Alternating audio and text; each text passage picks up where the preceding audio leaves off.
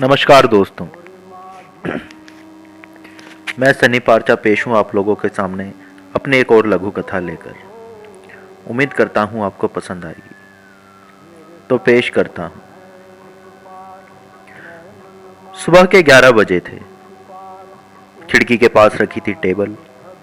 Table पर गुलदान। गुलदान में फूल रखे थे, बिल्कुल ताज़ा। एक कोरा कागज खूबसूरत कलम के साथ, एक गर्मा गर्म कॉफी का कप जिससे निकल रही थी खुशबूदार भाप। कोरे कागज पर पेन के साथ साथ रखा था एक तेज धार ब्लेड वाला कटर। इस सुंदर सजी हुई टेबल पर यह कटर ठीक ऐसा लगता था जैसे किसी आलीशान महल में भटकता कोई प्रेत। कुछ देर बाद वह आया, कुर्सी पर बैठा, कलम उठाकर झांकने लगा खिड़की से। दूर नीम के पेड़ को देखते हुए उसने भरी कॉफी की एक चुस्की। नीम का पेड़, हाँ ऐसा ही नीम का पेड़ था एक उसके बचपन में। 4-5 घरों के बीच खड़ा ये नीम का पेड़ सबको बराबर छांव देता था। इसी पे झूला डालकर झूला करते थे गुड्डी, बंटी, रेणु, डिम्पी। तोड़ते थे निबोड़ियां, मारते थे एक दूसरे को। 2 महीने की छुट्टियों में खाया करते थे शहतूत।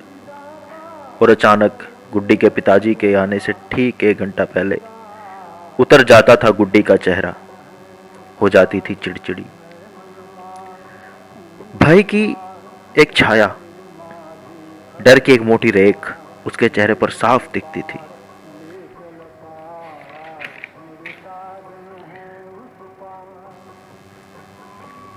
उसके पिता के आने के बाद वो घुस जाती थी घर में, और उसके घर से आती थी चीखने, चिल्लाने और गालियों की आवाजें।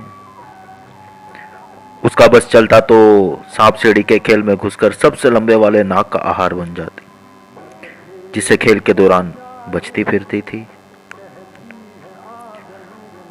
उसका पिता शायद इससे भी भयंकर नाक था, जो काम से लौटने और वापस काम पर जाने तक गुड्डी और उसकी मां को टसता रहता था। मोहल्ले में कोई नहीं जानता था कि झगड़ा किस बात का था, लेकिन झगड़ा तो था। फिर एक दिन सुबह सुबह मोहल्ले में शोर उठा था, और जिस झूले से वो सब बच्चे झूला करते थे, उसी झूले के मोटे रस्से से लटकती मिली थी गुड्डी की लाश। उस दिन के बाद से गुड्डी के घर से कभी कोई शोर नहीं उठा। 13 बरस की उस बच्ची की बलि लेकर अब उसका पिता शांत हो गया था। लेकिन उस दिन के बाद से उस नीम पर कभी झूला नहीं डला। पर न जाने क्या बात थी, नीम का वो पेड़ उस दिन के बाद से सूखता चला गया। उसे आज भी याद है गुड्डी के चेहरे पर बिखरे उसके लंबे बाल, गले में लिपटा मोटा रस्सा, झूलते हाथ पैर और उसका मटमैला हरे रंग का फ्रॉक। कॉफी की एक और चुस्की भरते हुए उसने देखा स्कूल से लौटता एक बच्चा। खुले मुंह वाला भारी बस्ता, फंदे की तरह लटकती गले की टाई, मैली कमीज, सरकारी स्कूल का पस्त छात्र। और उसके मन में ख्याल आया कि यह भी मर जाएगा एक दिन सतेंद्र की तरह। बड़ा दिलखुश बच्चा था, जिसे मार डाला गरीबी, तंगहाली और लंबी बीमारी ने। सतेंद्र के घर में कुछ नहीं था, सिवाय एक चूल्हे, कुछ बर्तन और थोड़े से कपड़ों के। संपत्ति के नाम पर उसके पास थे बस कुछ कंचे, जिन्हें एक बार उसने जीत लिया था उससे। याद आया उसे हल्के बुखार में खेला था एक बार क्रिकेट सतेंद्र उसके साथ। खेल के दौरान ही आ गया था उसका शराबी बाप, और 10 बरस के सतेंद्र को पथरीले गली में लिटाकर लातों से मारा था उसे। उस दिन के बाद सतेंद्र ने खटिया पकड़ ली थी। उसका टाइफाइड बिगड़ गया था, खाने को पैसे नहीं थे, दवा कहां से आती। हाँ, एक दारू थी जिसकी धार अब बेटे के गम में पहले से ज्यादा प्रबल होकर बह रही थी। उसे आज भी याद है जब गली से उसकी अर्थी गई थी, ऐसा लग रहा था जैसे अर्थी पर बस एक सफेद चादर बिछी है। उसका चेहरा काला पड़ गया था, उसके मरे हुए चेहरे पर भूख अब भी गला फाड़ कर रो रही थी।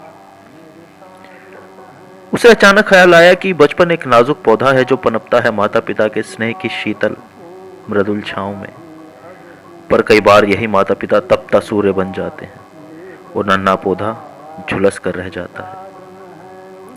जो पौधे इस ताप को सहकर अपनी तीव्र जिजीविषा के बल पर बड़े हो जाते हैं, वो बनते हैं कई बार कटकीले विशाल नागफनी या बड़े बड़े विशाल नीम, जिन पर कोई असहाय गुड्डी फांसी खा लेती है।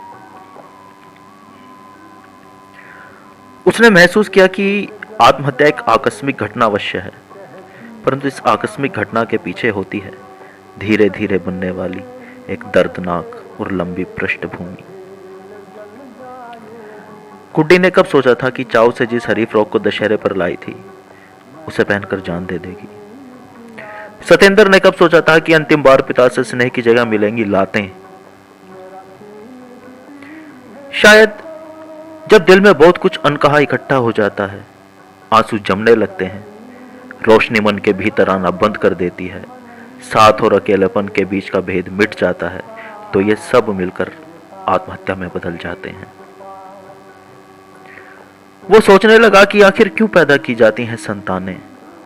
कीड़े मकोड़ों की तरह वंश बढ़ाने के लिए? जिनके मन के भीतर झांकने की कभी चेष्टा नहीं करते, उनके तन को क्यों पैदा किया जाता है? क्या सिर्फ किसी नीम पर लटक जाने के लिए, या इसलिए कि युवा होने से पहले ही छोड़ जाए कोई सतेंद्र कंचों से भरे जार की अपनी मिल्कियत? फिर वो सोचने लगा अपने बारे में। उसकी मां जन्म नहीं दे सकती थी दूसरी संतान को, इसलिए एक साजिश के तहत जलाकर मार दिया उसकी मां को परिवार ने। यह वाकया रात के कोई 2 बजे का होगा। वो दौड़ा था जिंदा जलती हुई मां की ओर। उसे आज भी याद है कैसे खुद से दूर धकेला था उसे मां ने। जो आज तक गुड्डी का चेहरा नहीं भूल सका, वो कैसे भूल सकता था मां की लपटें।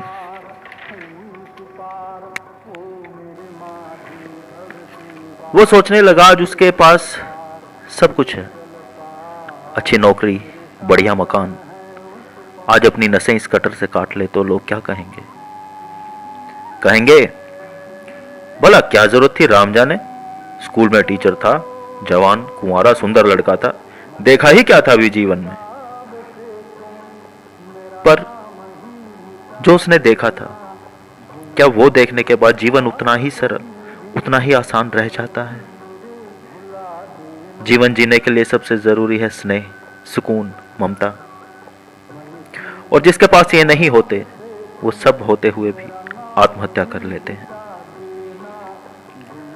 कितना समय लग गया उसे आत्महत्या तक आने में। गुड्डी कितनी जल्दी ये फासला तय कर गई।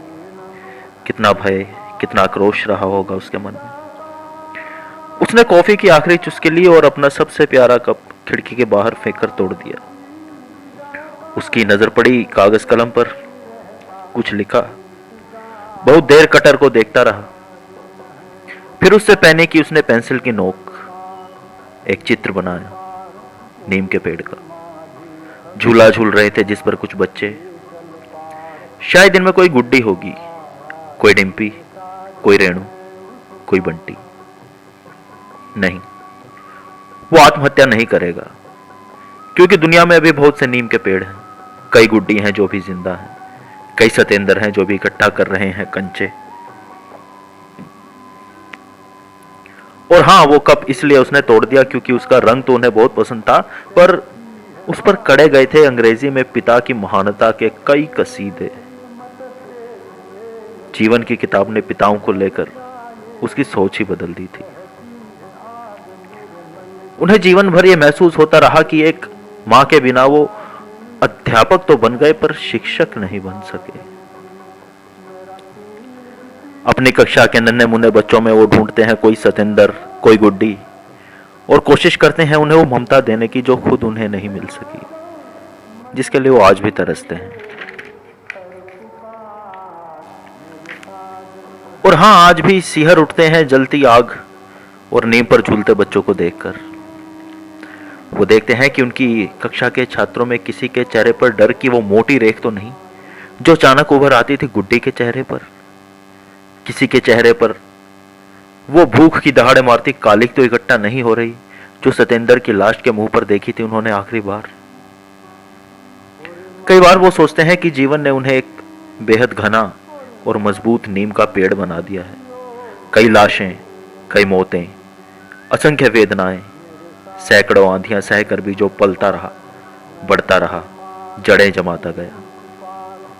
और प्रेत आत्माओं की तरह उन्हें सदा के लिए उनसे चिपक गई हैं गुड्डी, सतेंद्र और मां की सनसनीखेज दुखद मृत्यु की स्मृतियां, जो अब इस नीम के पेड़ को छोड़कर जीवन भर कहीं नहीं जाएंगी, कहीं नहीं जाएंगी।